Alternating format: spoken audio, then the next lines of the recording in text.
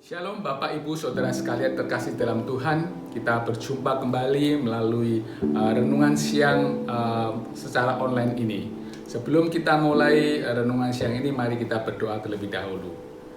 Bapa di surga, kami bersyukur dan berterima kasih untuk waktu yang Tuhan berikan pada kami pada siang hari ini.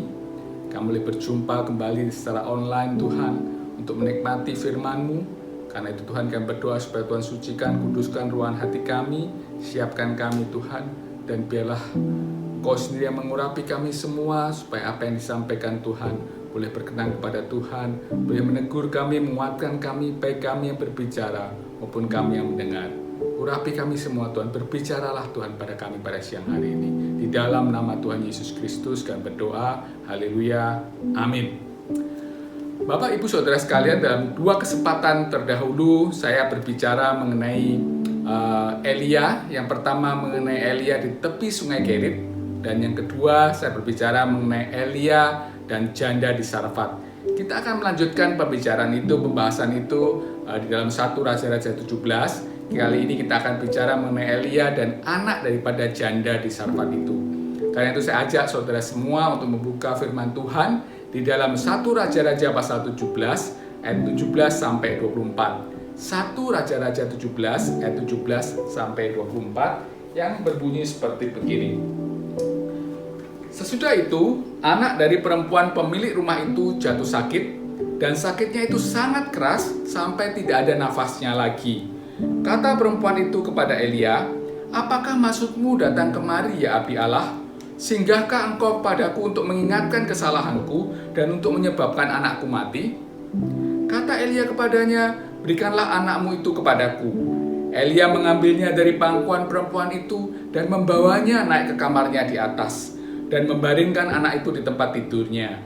Sudah itu ia berseru kepada Tuhan, katanya, "Ya Tuhan Allahku, apakah engkau menimpakan kemalangan ini atas janda ini juga yang menerima aku sebagai penumpang dengan membunuh anaknya?" Lalu ia mengunjurkan badannya di atas anak itu 3 kali dan berseru kepada Tuhan. Katanya, "Ya Tuhan Allahku, pulangkanlah kiranya nyawa anak ini ke dalam tubuhnya." Tuhan mendengarkan permintaan Elia itu, dan nyawa anak itu pulang ke dalam tubuhnya sehingga ia hidup kembali. Elia mengambil anak itu, ia membawanya turun dari kamar atas ke dalam rumah dan memberikannya pada ibunya. Kata Elia, "Ini anakmu, ia sudah hidup." Kemudian kata perempuan itu kepada Elia, "Sekarang aku tahu bahwa engkau abdi Allah dan firman Tuhan yang kau ucapkan itu adalah benar." Bapak Ibu Saudara sekalian, ketika kita bicara mengenai Elia dan anak daripada janda di Sarfat ini, ada beberapa hal yang kita bisa pelajari. Yang pertama, Bapak Ibu Saudara sekalian, masalah datang ke orang yang terdekat. Itu yang pertama. Bapak Ibu Saudara sekalian, ayat 7 tadi mengatakan bahwa sesudah itu anak dari janda itu jatuh sakit dan demikian kerasnya sehingga nafasnya berhenti. Dalam bahasa Inggrisnya itu lebih bagus lagi, lebih jelas lagi, dikatakan seperti ini. "Sometime later, the son of the woman who owned the house became ill. He grew worse and finally stopped breathing." Setelah berjalan beberapa lama, Bapak Ibu Saudara sekalian, masalah datang lagi. Anak daripada janda ini sakit. Dan sakitnya itu keras sekali sampai akhirnya kemudian tidak bisa bernafas. Bapak Ibu Saudara sekalian, kalau masalah itu datang di sekitar kita, kalau masalah datangnya di luar keluarga kita, di luar orang-orang terdekat kita, mungkin tidak menjadi masalah buat kita. Kita cuma concern, kita cuma kepikiran. Tapi begitu masalah itu datang ke orang yang dekat sama kita, orang yang terdekat sama kita, itu akan jadi masalah buat kita. Kita kemudian tiba-tiba menanggapinya dengan cara yang amat berbeda.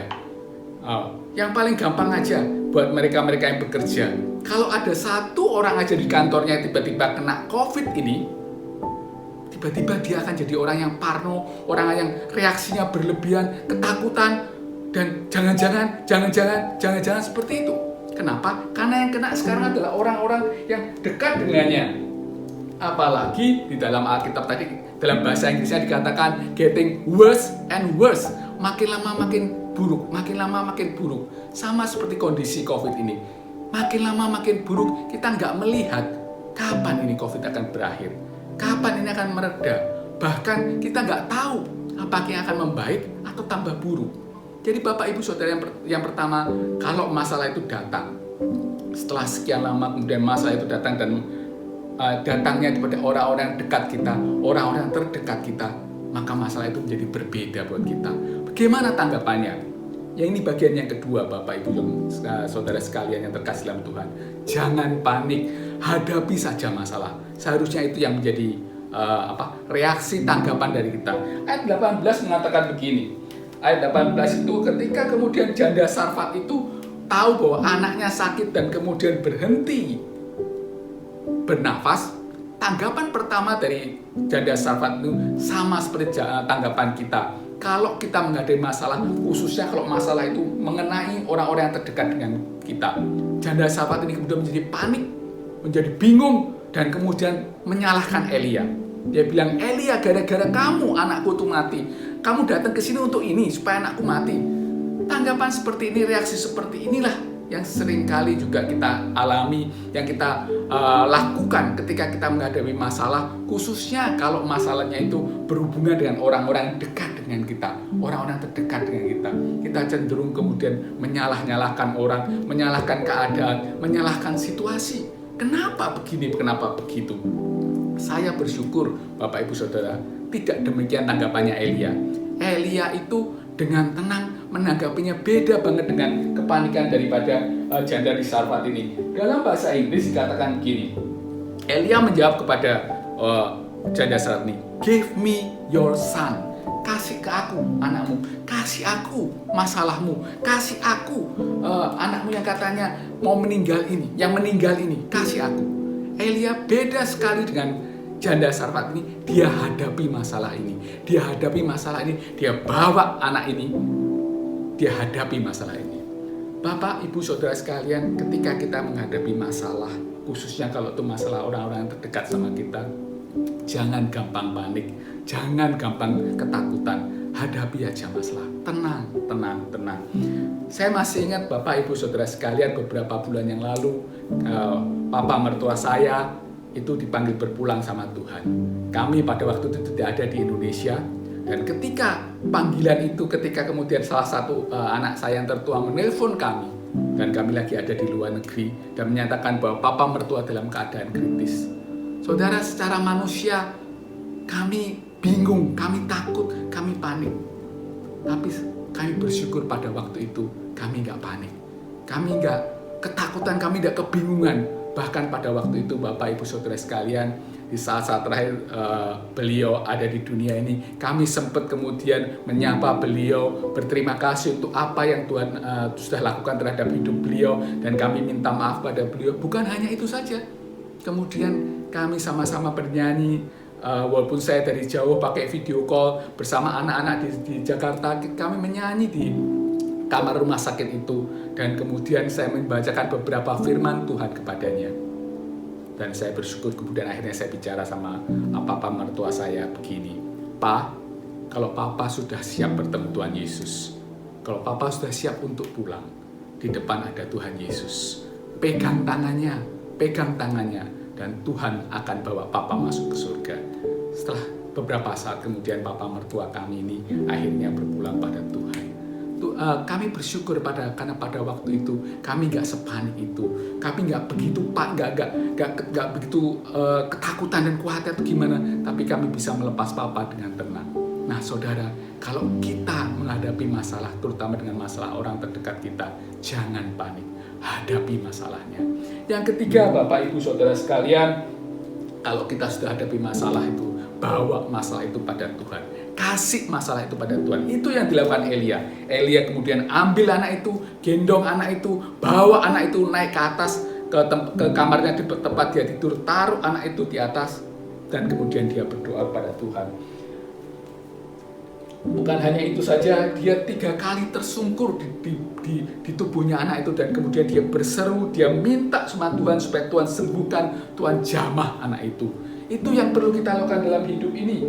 Saya teringat Bapak Ibu Saudara sekalian, salah satu cerita di Alkitab, ketika Hizkia dan kerajaan Yehuda diserang oleh Sanherib.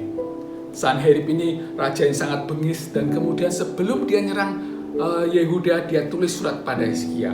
Suratnya berkata kira-kira begini: "Gak ada Allah di dunia ini yang pernah melepaskan umatnya daripada tanganku, apalagi cuma Allahmu. Gak mungkin Allahmu tak akan sanggup melepaskan Yehuda dari aku. Karena itu nyerahlah." Ketika Hizkia terima surat itu, ini yang dia lakukan, Bapak Ibu Saudara sekalian. Dia buka surat itu di depan Tuhan. Dia bilang kira-kira kayak gini, "Tuhan, ini loh, kayak gini nih Sanherib mencela Engkau. Kayak gini nih Tuhan. Dan aku sekarang ini bersama kerajaan Yehuda sedang dalam masalah besar. Tuhan, tolong saya. Tuhan, tolong kami, lepaskan kami." Dan Tuhan mendengar jawaban doa dari Hizkia. Dia lepaskan, dia kalahkan Sanherib. Sanherib ini kemudian malah meninggalkan Yerusalem, saudara. Saudara-saudara, kalau kita menghadapi masalah, datang pada Tuhan. Datang pada Tuhan. Serahkan masalah itu pada Tuhan. Curhatlah sama Tuhan. Tutup pintu, bersamalah, berdualah sama Tuhan. Berteriaklah minta tolong sama Tuhan. Tumpahkan segala ketakutan kita, segala kekhawatiran kita, masalah kita. Datang sama Tuhan, doa sama Tuhan, berteriak minta tolong sama Tuhan. Ada waktu-waktu, saudara, dalam hidup saya, ketika masalah besar datang dalam hidup saya, dan saya begitu ketakutan, saya tutup pintu dan saya hanya berdoa sama Tuhan. Saya minta sama Tuhan, saya nangis sama Tuhan. Tuhan, masalahku, aku nggak sanggup Tuhan, aku nggak bisa Tuhan, hanya Tuhan yang mampu. Ada waktu-waktu dalam hidup saya, Bapak Ibu Saudara sekalian, saya menghadapi masalah yang begitu besar sehingga saya sepertinya nggak sanggup lagi untuk menghadapinya. Nah, pada waktu-waktu seperti itu, Bapak Ibu Saudara sekalian, saya datang pada Tuhan. Saya tutup pintu kamar saya dan saya hanya berduaan sama Tuhan. Saya nangis, bahkan seringkali saya nggak bisa nangis. Saya tumpahkan semua jadi beban saya, apa jadi masalah hidup saya. Saya minta Tuhan turun tangan, saya minta Tuhan bekerja, saya serahkan semuanya pada Tuhan. Dan Tuhan yang kita sembah, Bapak Ibu Saudara, adalah Tuhan yang mengerti tangisan kita, Tuhan yang peduli sama kita, Tuhan yang memelihara kita. Segala kekhawatiran kita serahkan sama Dia. Itu Bapak Ibu Saudara sekalian, ketika kita menghadapi masalah, bawa masalah itu pada Tuhan. Yang keempat, Bapak Ibu Saudara, kalau kita sudah bawa masalah kita pada Tuhan, maka Tuhan akan beri jalan keluar. Tuhan akan bertindak, Tuhan akan turun tangan, Bapak Ibu Saudara sekalian. Ayat 22 mengatakan, saya senang sekali dengan kata-katanya ya, Tuhan mendengarkan permintaan Elia. Dalam bahasa Inggrisnya lebih bagus lagi. Dan bahasa Inggrisnya tulisannya gini, ayat 22 itu Bapak Ibu Saudara. The Lord heard Elijah cry. Jadi Tuhan mendengarkan seruan Elia, teriakan Elia, tangisan Elia. Dan Tuhan melakukan sesuatu yang secara manusia tidak mungkin. Tuhan melakukan sesuatu yang secara manusia mustahil. Tuhan balikkan nyawa anak ini kepada anak ini. Anak ini hidup kembali. Yang tadi berhenti bernafas, yang tadi dipikir sudah mati, karena Elia berteriak minta tolong sama Tuhan, berseru pada Tuhan, dan menyerahkan masalahnya pada Tuhan. Maka Tuhan turun tangan, Tuhan bikin mujizat, Bapak Ibu Saudara sekalian. Anak ini kembali hidup, anak ini kembali nyawanya, sesuatu yang gak mungkin. Nah, Bapak Ibu Saudara sekalian, kalau kita serahkan sama Tuhan, maka Tuhan bisa melakukan sesuatu yang secara manusia tidak mungkin. Tadi saya cerita mengenai ketika papa mertua saya berpulang. Bapak Ibu Saudara sekalian, 5 bulan, tepat 5 bulan sebelumnya, papa mertua saya ini, Bapak Ibu Saudara sekalian, itu tersedak ketika lagi makan semangka. Dokter, para perawat dan lain sebagainya sudah begitu ketakutan, karena kemudian papa mertua saya ini pernafasannya dan jantungnya itu tiba-tiba, detak jantungnya tiba-tiba hilang, makin mengecil, mencoba dipakai alat bantu pernafasan dan jantung itu berkali-kali sampai 30 menit lagi, dan tidak ada tanda-tanda kehidupan.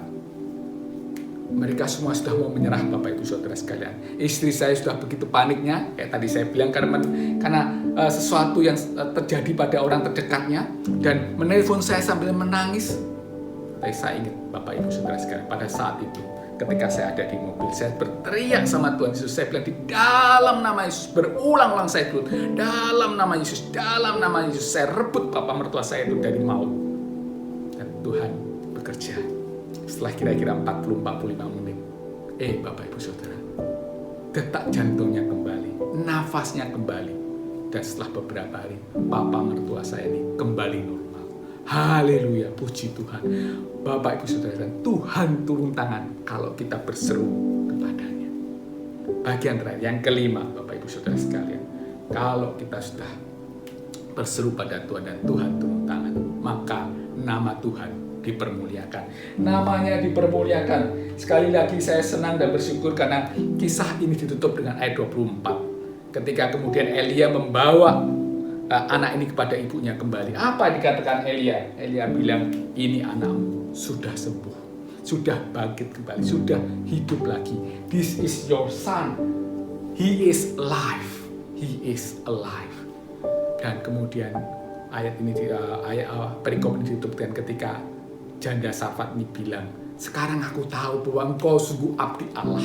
Dan firman Tuhan yang kau ucapkan itu ya dan amin.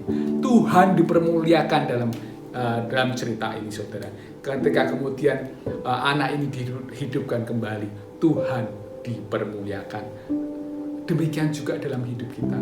Kalau kita betul-betul berserah, kita betul-betul berseru pada Tuhan, menangis minta tolong Tuhan, dan Tuhan turun tangan, maka Tuhan kemudian akan dipermuliakan dalam hidup kita.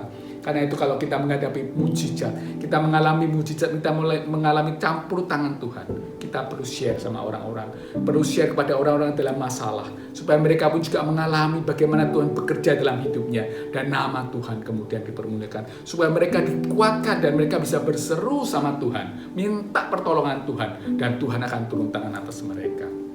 Saya akan tutup renungan pada siang ini dengan sebuah cerita yang kita dapat di dalam Kisah Para Rasul. Saudara masih ingat ketika Petrus dan Yohanes mau masuk ke Bait Suci, dan ada satu orang lumpuh yang sejak lahir lumpuh, dan ketika mereka berdua lagi jalan, dia menatap Petrus dan Yohanes, mengharapkan mereka mengasih uang sama orang yang lumpuh ini. Tapi Petrus dan Yohanes bilang, uang tidak aku punya, tetapi aku punya, aku kasih sama engkau. Di dalam nama Yesus, di dalam nama Yesus, bangkit dan berdirilah. Dan orang ini kemudian yang lumpuh sejak lahir, tiba-tiba kakinya kuat, dan dia bangkit, dia berdiri, bahkan dia melompat-lompat, dan dia memuji Tuhan, memuliakan Tuhan. Bukan itu saja, bukan hanya dia memuliakan Tuhan, orang-orang melihatnya memuliakan Tuhan. Dan Kisah Para Rasul mencatat, karena kejadian ini, umat percaya itu bertambah sampai 5.000 orang. 5.000 orang jadi percaya, Bapak Ibu Saudara sekalian.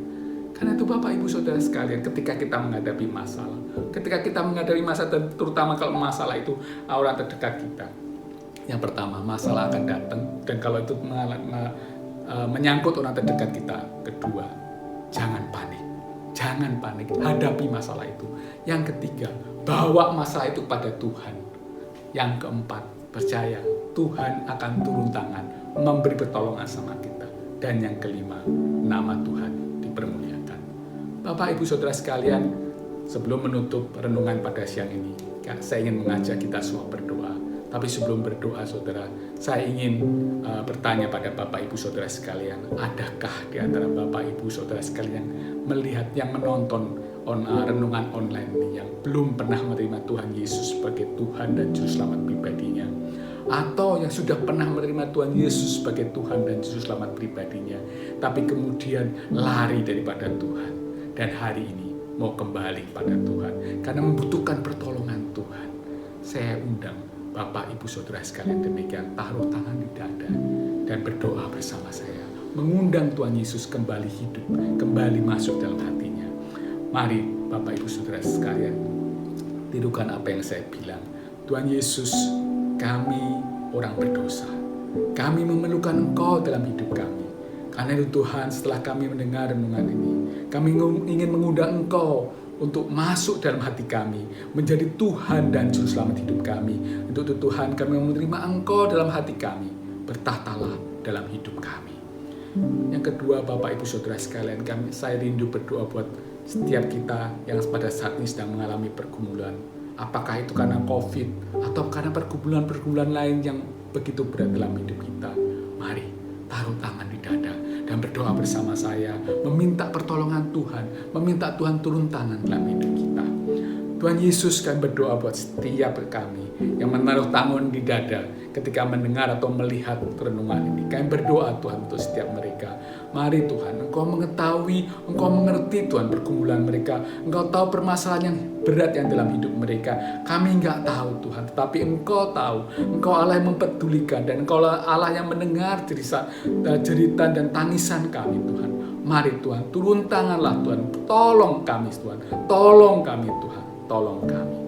Dan buat kita semua Tuhan, saudara sekalian, mari kita menutup renungan dengan sebuah doa. Kami bersyukur dan berterima kasih ya Tuhan untuk renungan yang Tuhan berikan pada kami pada hari ini. Ingatkan kami ketika masalah itu datang, untuk kami gak panik, tapi kami berserah, menyerahkan permasalahan kami kepadamu Tuhan. Karena ketika kami berserah, menyerahkan kepadamu, Engkau akan turun tangan Tuhan. Engkau akan bikin mujizat Tuhan, dan namamu dipermuliakan dalam hidup kami. Terima kasih Tuhan, di dalam nama Yesus kami berdoa. Haleluya. Amin. Terima kasih Bapak Ibu Saudara sekalian. Tuhan Yesus memberkati.